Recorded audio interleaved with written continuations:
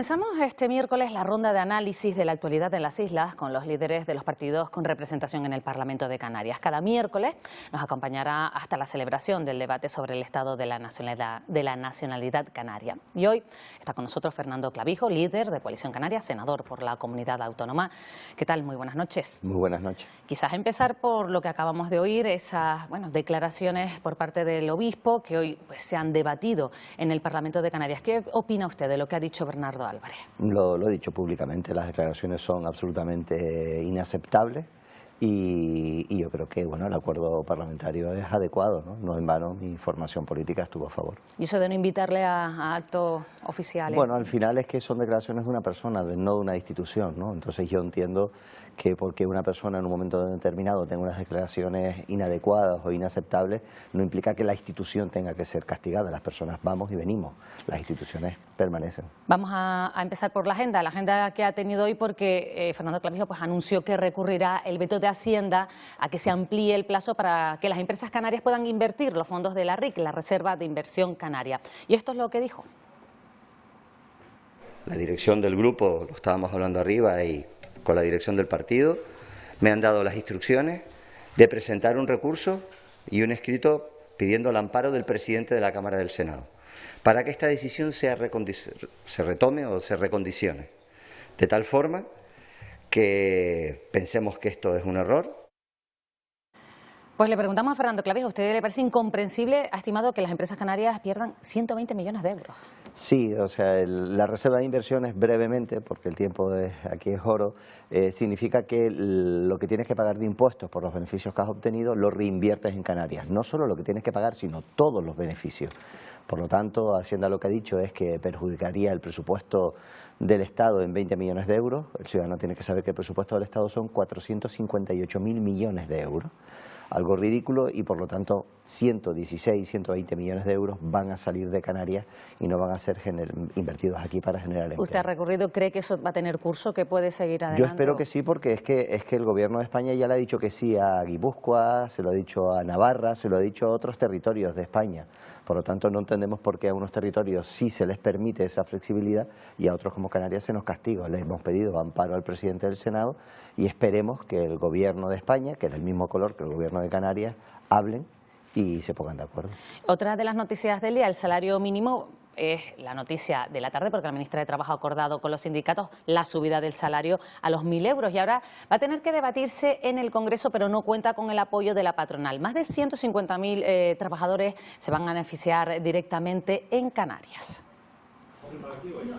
Gobierno y representantes sindicales han alcanzado el acuerdo para que el salario mínimo interprofesional suba hasta los 1.000 euros mensuales con carácter retroactivo a partir del 1 de enero. El Gobierno de España y los agentes sociales que hoy rubrican este acuerdo cumplen con su país. Sirve para mejorar y alzar los salarios más bajos de las gentes que están, de los trabajadores que no tienen convenio o bien de los sectores más vulnerables, pero también sirve para elevar los salarios al alza en general. La patronal se ha desmarcado en esta ocasión del acuerdo y ha rechazado la propuesta del Gobierno. Lo tenían ya comprometido con los sindicatos, no ha habido como tal un proceso de negociación. En cambio, los representantes sindicales canarios destacan el impacto de la subida salarial aquí en las islas. El sueldo medio en Canarias durante 2021 era 571 euros más bajo que la media española. Tendrán un impacto muy importante en nuestro mercado de trabajo, fundamentalmente en sectores como el agrícola, el sector del comercio, el sector de la limpieza, sectores profundamente feminizados, muy precarios. Estimamos que van a afectar a 150.000 trabajadores en lo que es el salario mínimo, pero también es verdad que como hace tanto tiempo que algunos convenios colectivos no se actualizan, pues posiblemente haya 50 o 60.000 personas más. Con una inflación disparada, la subida del salario mínimo interprofesional ha sido generalizada este año en el entorno de la Unión Europea.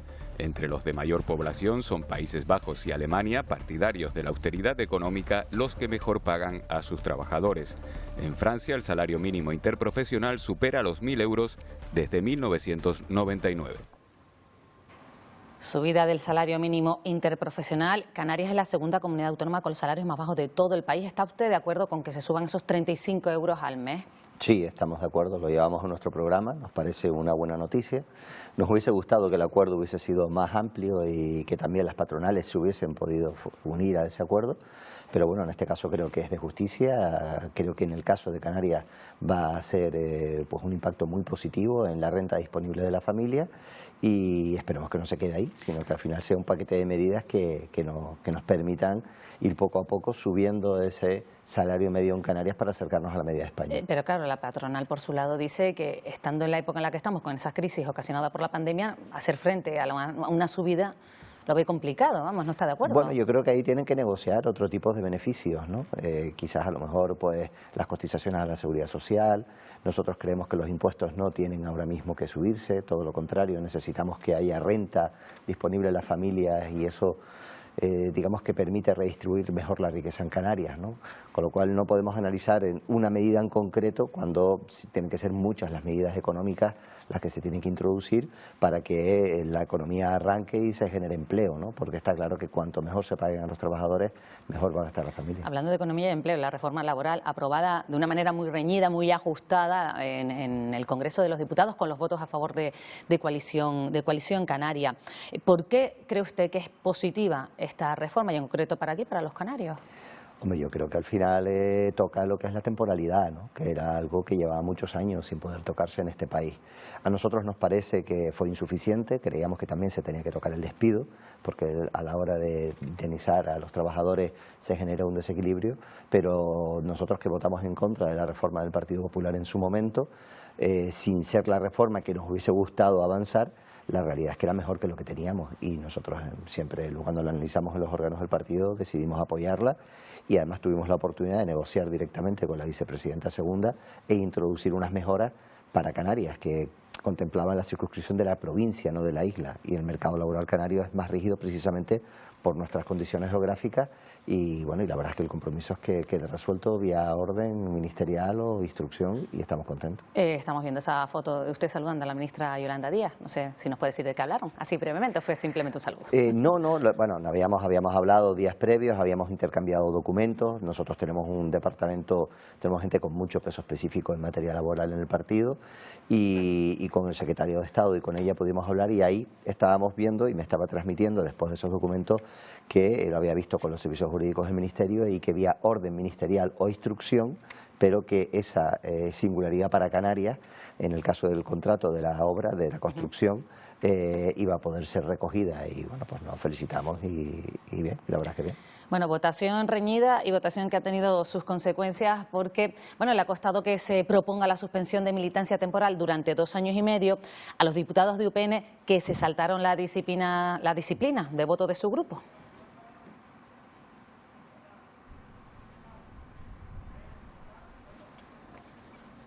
Consideramos que la propuesta de sanción no está motivada, no está fundamentada y es profundamente injusta, y por tanto alegaremos. Defenderemos nuestra posición de que en ningún momento hemos contravenido ni una sola línea de los artículos de Unión del Pueblo Navarro en cualquier sitio que sea necesario.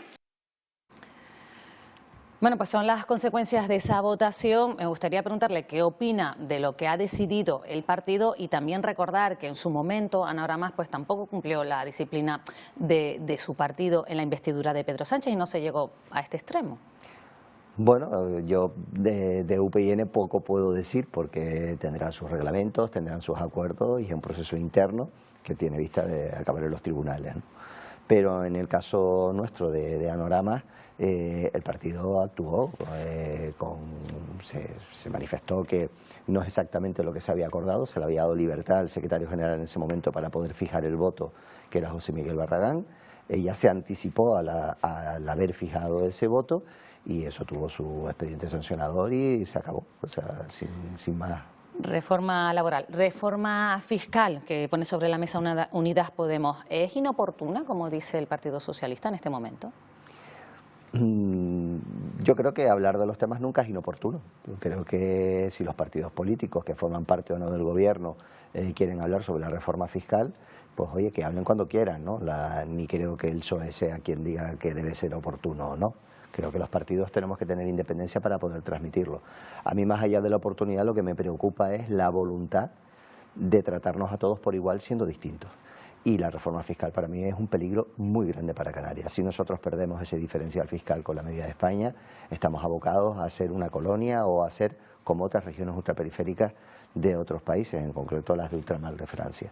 Y sí sería una muy mala noticia que Canarias no tuviese voz y no tuviese fuerza para mantener ese diferencial fiscal que lo tenemos desde los Reyes Católicos, porque evidentemente la lejanía y la insularidad tiene que ser compensado. Me preocupa más por dónde va la reforma fiscal que la oportunidad o no de los partidos que apoyan o que forman parte del gobierno.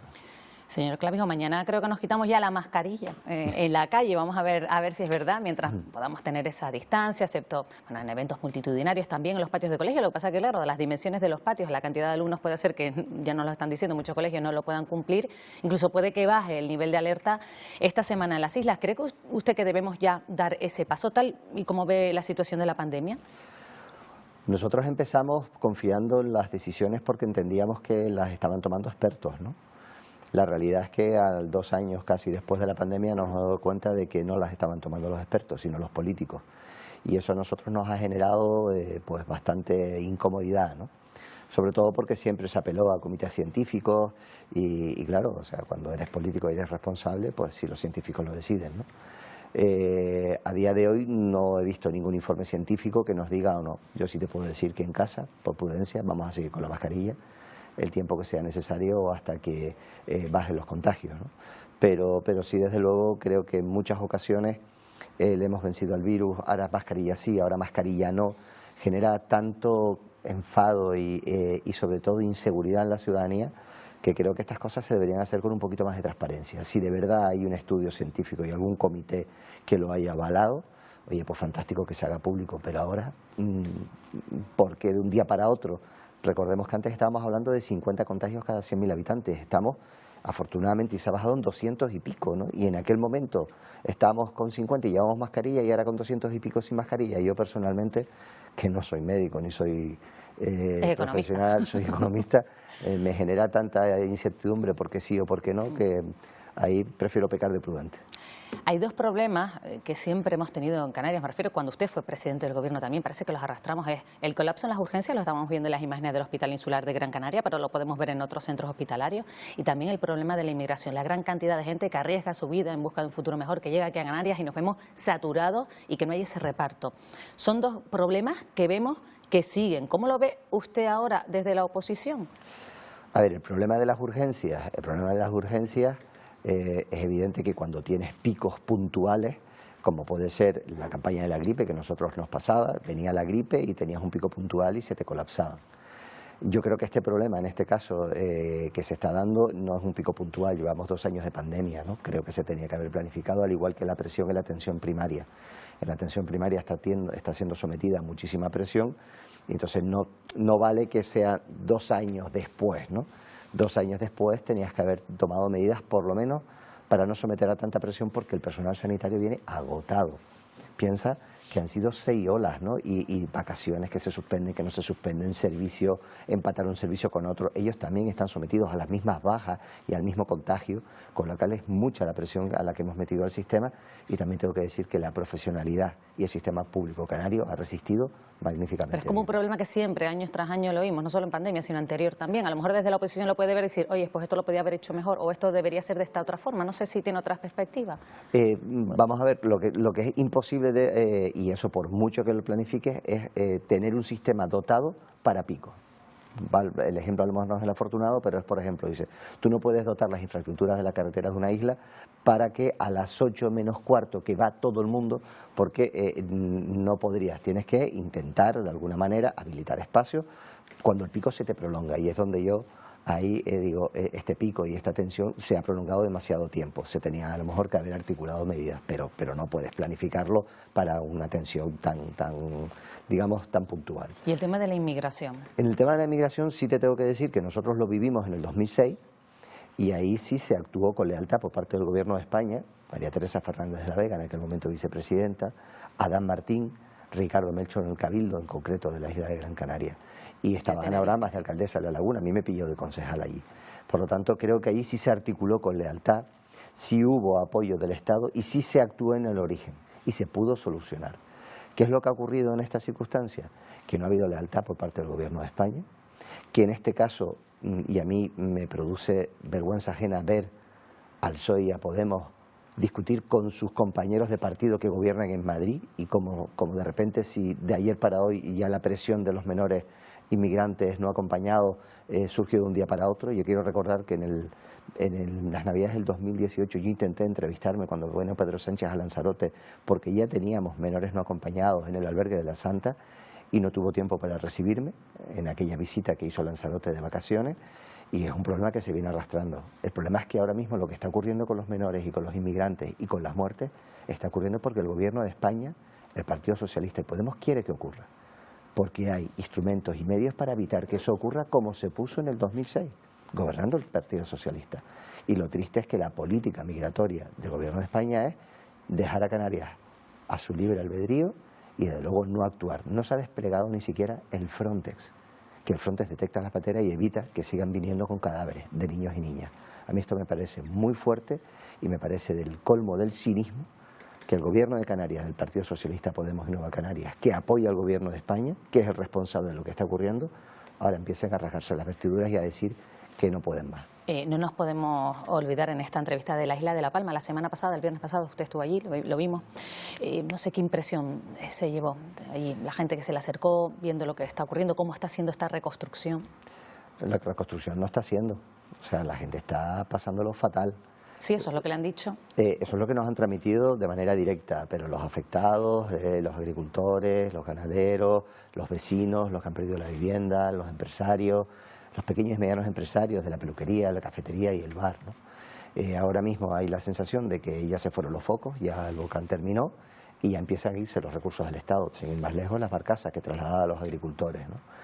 Hay mucha incertidumbre, no saben qué dinero van a cobrar, qué no va a cobrar, ¿no? ¿Y se puede hacer algo desde el Senado, desde las Cortes, por asegurar, por los trámites, porque no haya tanta burocracia, por asegurar que esas ayudas ya llegan, por agilizar? Lo que se puede hacer es cumplir la palabra. O sea, a mí lo que me extraña, por ejemplo, y lo hemos pedido, es que nadie sepa la valoración que ha hecho el Gobierno de Canarias, que el decreto del Estado lo establece así, el organismo competente de la comunidad autónoma, sobre los daños. Tenemos que saber cuál es el montante valorado por el Gobierno de los daños privados y cuál es el montante de los daños públicos. Porque los daños públicos se van a restablecer, las inversiones públicas, las carreteras se harán, se tardará más, se tardará menos, se harán. Pero ya aquel que ha perdido su casa, el que ha perdido su finca, el que ha perdido su negocio, ¿qué valoración se ha hecho? ¿A cuánto dinero va a poder aspirar? Ahora lo único que tiene es un decreto del Gobierno de España que lo cuantifica en un máximo de 60.000 euros. Y es importante que se sepa, sobre todo para saber si van a poder hacer su vida. Nos veíamos con gente que tenía 68, 69 años. Es que aunque quiera hacer una nueva casa, el banco no le va a dar ni la hipoteca.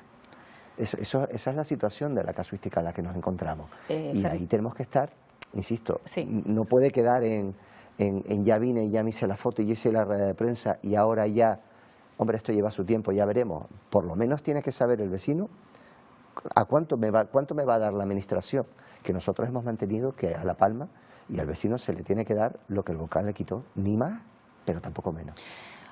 Ya una última pregunta. Hemos visto, pues bueno, tienen Coalición Canaria ya una web, Canarias Te Necesita, están ya con reuniones distintos grupos. Yo no sé si todas esas reuniones le está sirviendo para ya elaborar, pues, quizás un programa electoral, sabiendo cuáles son las necesidades de la población canaria, las demandas.